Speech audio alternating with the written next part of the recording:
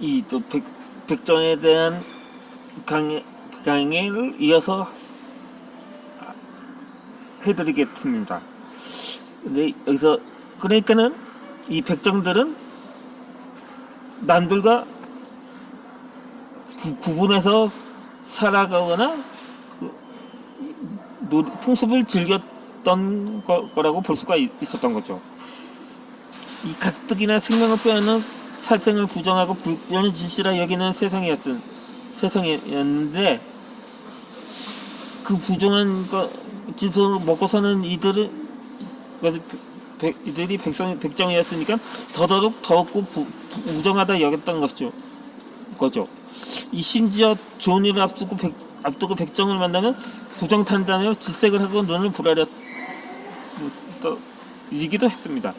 그런 편견은 세월이 지날수록 더욱 심하고 견고해져 결국 백정은 피를 묻히는 불견하고 부정한 별정의 집단을 남게 된 것입니다.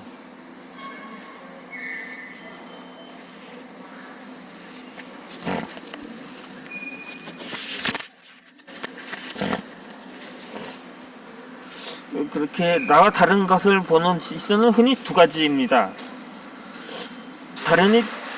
다르다고 보거나 달라서 이상하게 보거나 다른 점을 받아들여 인정하거나 다르니까 이상하다면 혐오하거나 백정을 보는 시선은 후자에 가깝습니다.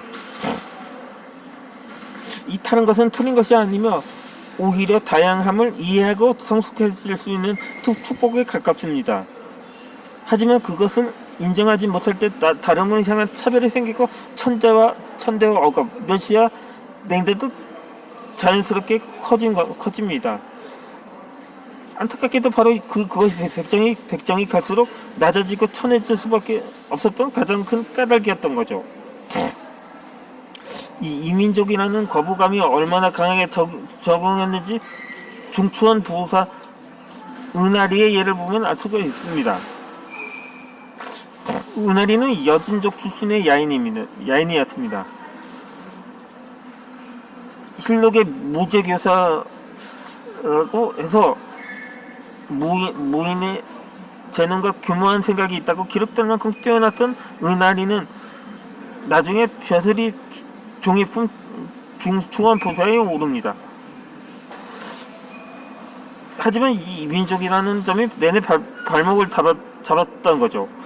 아무리 배들이 높아져도 이족 출신인 은하리는 다른 이들에게 낯보이고 모욕당하기 일쑤였습니다. 그가 어떤 위치에 있었는지는 또 조선왕조 실록을 통해서 알 수가 있습니다. 이 세종실록이 세종 15년 때 기록된 실록인데 사한부가 파내리 부사 김영기가 중추원 부사 은하리에게 신뢰한 죄를 논죄하였다. 애초에 영기가 죄에 들어가는 자선과 대간들에게 식사를 드리는데 은하리는 어진 사람이어서 불학무식함으로 사람들이 모두 낮추보는 터였다. 아리가 식사 중에 기름진 고기를 먹으면서 술은 주어도 마시지 아니하자 영기가 농담하였다. 그대는 가짜 달단이다. 달단은 기름진 고기를 먹을 때 반드시 술을 마시는데 그대는 기름진 고기를 먹으면서 술을 마시지 아니하니 참말 가짜 달단이다. 이에 대사원 신계가 조정에서 물러나와 탄핵하였다. 이렇게 이 김영기는 판내시 부사라는 별명에서 알 수가 있었습니다. 이 구승에서도 으뜸이 판내 부사였던 거죠. 이 으뜸내시가 유독 은하리만 짚어서 술을 먹지 않는다고 노린 것이었습니다. 게다가 농담이나 던지말도 틀렸습니다. 같은 이족이라도 은하리는 여진족 출신의 몽골족과 달단갑 같은 풍습이나 관례가 다릅니다. 그런데 출신조차 잘 모르면서 무조건 이족이니 달단이나 짐승까지 비하하는 거였던 거죠. 은하리가 김용기의 도발에 어찌 응했는지 실록에는 나오지 않았습니다. 다만 옆에서 보던 대선 신계가 이를 못마땅하게 여겨 이렇게 탄핵했다고 나옵니다. 중추한 부사 은하리는 이품 대관이옵니다. 그런데 용기가 시장배의 상스러운 말로 없이 여기고 조롱하여 그를 대하는 말과 행동이 지극히 교만하였사옵니다. 이는 조정을 공경하는 의사가 없는 것이니 엄격히 죄를 모르소서. 이에 임금은 대신에게 무례하게 그렇음에도 꾸짖으면서 이만 한 번은 용서할 테니 다시는 그러지 말거라라고 신하를 용서했다고 했었습니다.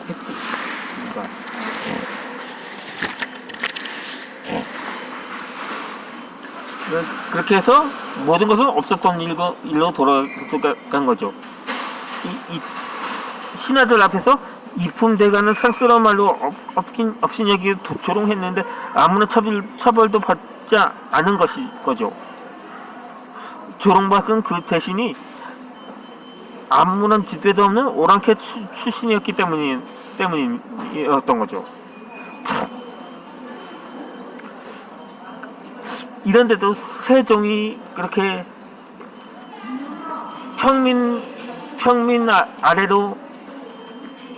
아래 사람들한테는 폭군이라고 부르었다는 게 좀 이해하기도 한 대목이기도 합니다. 이 이품 대가는 이러하였다. 하물며 짐승 도사를 하는 이민족 출신자들이 어떤 취급을 당했는지 충분히 짐작해 볼 수 있겠다고도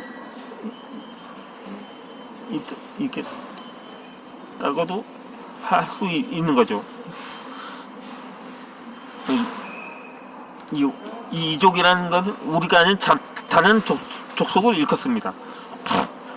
이 바로 거기에 백정이라는 모질고도 고대 운명은 이미 시작된 것이 아닐까 하는데, 어쩌면 다르다는 것이 틀리다는 뜻이 아니면 깨닫게 되는 데에는 아주 오랜 시간이 필요했을 것입니다. 그마저도 아직 충분하지 않았던 거죠. 그렇게 백정의 역사를 알아가는 일은 더욱 중요할 수밖에 없을 것입니다. 가야사를 연구하는 만큼이나요.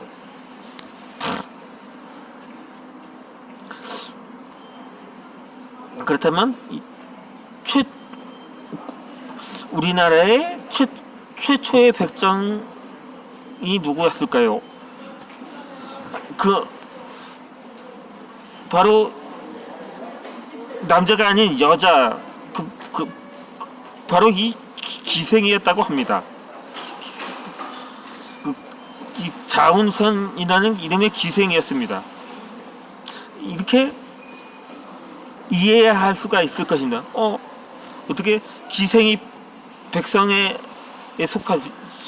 속하지? 라고 말입니다. 드라마나 영화 같은 데 보면 기생은 아주 화려한 색동 저고리를 입고 무예를 즐기고 또 머리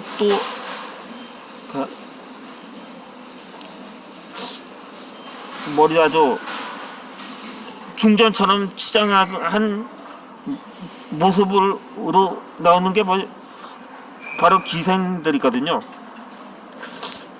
그러다 보니 그런데 이 기생은 왕정 시대에는 그러니까 천한 직업으로 여겨졌기 때문인데, 어떻게 그렇게 됐을까 하는 설명은 지금부터 드리도록 하겠습니다. 이 첫 번째 최초의 기생 백정이 기생이라고 하니까는 대뜸 이런 물음을 던질만 합니다. 그런데 이 앞서 살펴보았듯이 최초의 백정은 죄인과 화척이 있었을 거죠. 그리고 춤추면서 노래하는 죄인 중에서도 그 아름다운 여인들은 기생이 되었던 것입니다. 그런데 그 기원이 또 있는데 그것이 바로 또 양수척이었던 거죠. 국어사전도 기생과 백정이 같은 갈래에서 나왔다고 설명을 합니다. 여기 표준 국어 대사전을 발췌해 보면 이 무자리 항목이 나와 있는데 이 후삼국 고려 시대에 떠돌아다니면서 천업에 종사하던 무리, 전업이 아니고 천업이입니다. 대개 여진의 포로 혹은 귀해 화인의 후예로서 호적과 무역이 없었고 떠돌아다니면서 사냥을 하거나 고리를 만들어 파는 것을 업으로 삼았는데 이들에게서 광대, 백정, 기생들이 나왔다고 한다.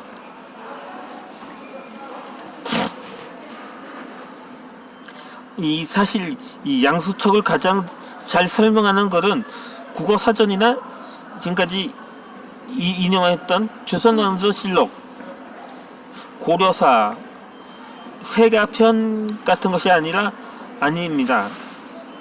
그러니까 고려사에서도 열전편인, 그러니까 무신 정권의 핵심 인물인 최충현 열전에도 양수천에 대한 설명이 나와 있습니다. 또 다시 또 고려사의 최충현의 열전을 발췌해 보면 양수천은 본디 태조가 후백제를 공격할 때 복속시키기 어려웠던 사람들의 후손이다. 관적과 부역이 없었으며 수초가 자라는 곳을 따라 일정한 거처 없이 옮겨 다니면서 사냥과 유기를 만들어 파는 것을 생업으로 삼았다. 기생 족속들은 거기가 본디 이 유기장 집안에서 나왔다.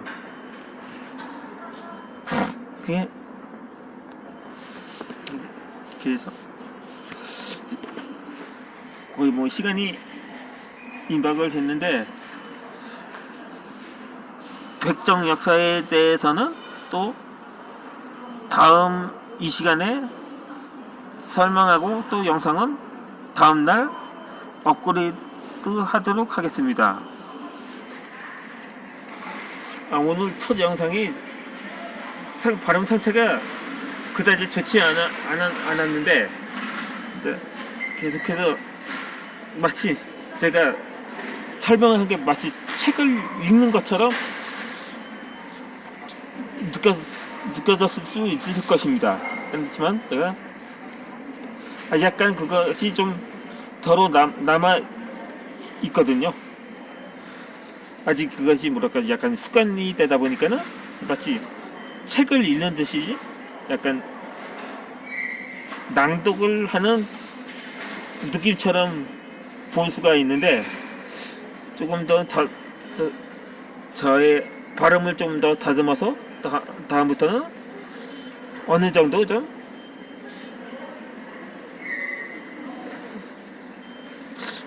청각적으로도 상쾌해 보일 만큼의 제가 설명을 해드리도록 하겠습니다. 그러면 오늘 강의는 여기서 마치도록 하겠습니다. 그러면 새해 복 많이 받으시기 바랍니다.